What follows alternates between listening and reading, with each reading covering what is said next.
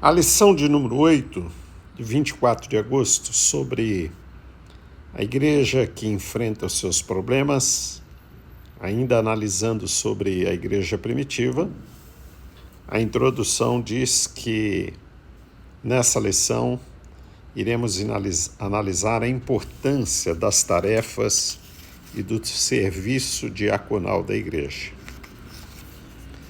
Porém, o serviço diaconal ele surge em decorrência de vários problemas que a igreja enfrentou na época. Até porque nós, alunos, professores, precisamos compreender a diferença da igreja local e a noiva do Cordeiro, a igreja espiritual, que é coluna e firmeza da verdade. A igreja local tem problemas, a igreja local, e ela tem que ter, porque na igreja local eles estavam todos os dias em oração, na comunhão, no partir do pão, estavam unidos na doutrina dos apóstolos, seguindo a doutrina dos apóstolos. O que era a doutrina dos apóstolos? A maioria não sabe explicar, mas está na Bíblia. A doutrina dos apóstolos são os pontos doutrinários na pregação de Pedro, na inauguração da igreja. Nós temos ali 4 pregações de Pedro. E nessas pregações nós temos os pontos principais do fundamento que ele aprendeu com Jesus, que norteia a fé cristã. Na pregação de Pedro, ele diz que há um só mediador, porque nenhum outro nome é dado entre os homens, que a partir de agora não é mais por tribo, por raça, mas todo o que invocar o nome do Senhor será salvo,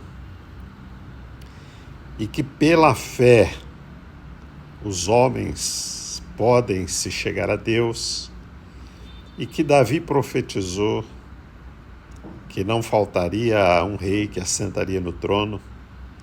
Este rei é Jesus, porque Deus o fez Senhor e Rei após a sua ressurreição. E este reino é espiritual. A estrutura dele é a igreja, coluna e firmeza da verdade. O Espírito Santo é a sua dinâmica. E a inauguração da igreja no dia do Pentecoste é cumprimento da vinda do Espírito Santo, não para os últimos dias, mas para a última dispensação. E a doutrina da ressurreição. E muitas outras doutrinas que norteavam na época, já que eles não tinham um Novo Testamento na mão. Enquanto não chegasse o Novo Testamento na mão, eles tinham uma doutrina oral, que falava sobre a justificação com a crucificação do Senhor Jesus, a salvação pela graça. E Pedro diz que naquela visão do lençol, que Deus não fazia acepção de pessoas, e ele confirmou, e cremos que seremos salvos pela graça de Deus. Da mesma forma, lá no capítulo 15, naquele concílio sobre a questão dos gentios que se convertiam, é que não fosse colocado jugo de costumes e rituais judaicos sobre os gentios, mas que apenas eles se preservassem da idolatria, da contaminação do mundo e das carnes sacrificadas a ídolos, já que a salvação, Pedro confirma novamente que é ali que é pela graça. Então a igreja primitiva, ela foi uma igreja, apesar de todos os professores colocarem ela como uma igreja padrão, ela era uma igreja que sofria muito, era uma igreja que estava passando por um processo doloroso, muito doloroso. Qual era o processo doloroso da igreja primitiva? Que ela estava num processo de transição. Por isso nós temos aí a igreja primitiva, no livro de Atos. Para você entender melhor a igreja primitiva, você tem que dividir, porque essa divisão está no livro de Atos. Ela vai do capítulo 1 ao 13. Essa é a primeira fase da igreja primitiva, ou o primeiro período. E a segunda fase da igreja primitiva, o segundo período, está em Atos do capítulo 13 ao 26, que é a igreja que precisou fugir, muitos crentes, não todos, mas muitos, para não morrer, não apanhar, sendo perseguidos, se exilaram em Antioquia. E nesse exílio, eles, orando durante um ano, estudando a Bíblia, o Espírito Santo separou Paulo e Barnabé para que, a partir de Antioquia, eles evangelizassem mais de 70 países e cidades que nós encontramos no livro de Atos, direto ou indiretamente. Então, na primeira fase da igreja, do capítulo 1 ao 13, a igreja se acomoda.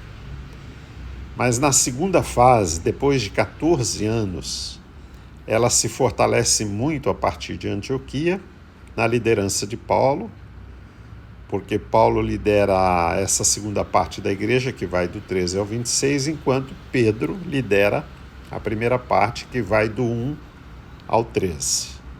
A primeira fase da igreja, a igreja tem uma grande influência judaica e até de alguns rituais judaicos, e a Bíblia diz que Jesus veio para cravar na cruz, né?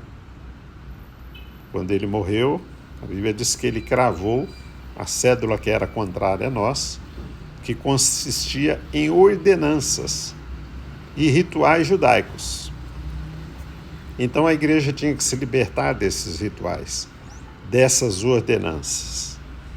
Jesus, quando ensinou, ele disse: os antigos, com as suas ordenanças, ensinavam a odiar os inimigos. Mas eu, porém, vos digo: amai os vossos inimigos e orai por aqueles que vos perseguem. Então a igreja primitiva, ela tem problema, e por causa desse problema de racismo, de judeus que foram influenciados fortemente pela cultura grega, pelo sotaque grego, pelo idioma grego, que na época era língua oficial, era língua internacional, como hoje é o inglês. Por isso o Novo Testamento foi escrito em grego. Então esses judeus helênicos e gentios que se convertiam eram tratados como crentes de segunda categoria. Então a igreja primitiva, ela era, sim, ela tinha problemas. Além de outros que explicitamente não cita, mas implicitamente sim. Famílias que praticavam a poligamia entraram na igreja primitiva, aceitaram Jesus, que é a pregação de Pedro, e não podia abandonar a esposa, mas a partir daí, quem fosse casar, aí sim, apenas uma mulher, porque Jesus ensinou isso. Então, a separação dos diáconos, que essa palavra não aparece no texto bíblico, a palavra diácono, aqui não, lá sim, onde Paulo escreve, mas aqui não. Então a palavra diácono, ela não aparece, mas esses homens foram separados porque houve sim problema, conflito e racismo na igreja primitiva. Ela não era perfeita. A igreja local nunca é perfeita, ela tem os seus problemas. Mas a igreja primitiva arrumou um jeito de escolher os seus diáconos, os seus líderes, os seus obreiros que tivessem boa reputação, cheios do Espírito Santo e de sabedoria.